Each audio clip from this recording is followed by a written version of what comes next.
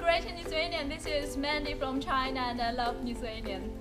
So happy Independence Day. And so where are you from? I'm from Slovakia. Yay! Happy Independence Day. And I come from France. Yeah, right. So I'm Austrian. I come from Vienna. Happy Independence Day, Lithuania. Yeah. La Vagina. I would say Francesca. So we came from France. He came from Italy. So we are glad to eat some cake for the Independence Day of Lithuania.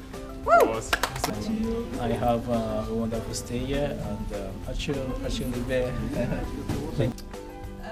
Happy Independence Day. Actually, it's my brother's birthday, so happy independence and to a great nation. Yeah, I feel you. Lietuva klestėk.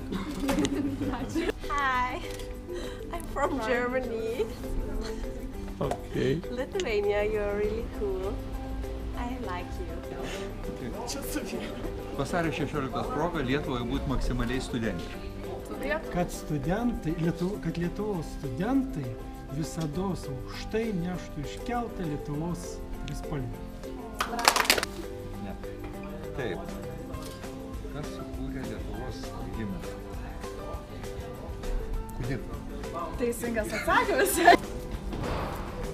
Laikinoji Lietuvos sostinė. Kaunas. Nu. Kurios nepriklausomybės? Ateinantis. 18 metų. 18. Pilies gatvėje. Teisingai. Aš pats tam namie studentų būdamas skvotinau ir gyvenau. Kur pasirašytas nepriklausomybės aktas? Tai Vilnius. Prašau, kiek suka. Koks mano vardas? Kada buvo sudaryta Krėvos sutartis? 14 amžiuje gal? Taip. What is the capital of Lithuania? Yeah, Vilnius.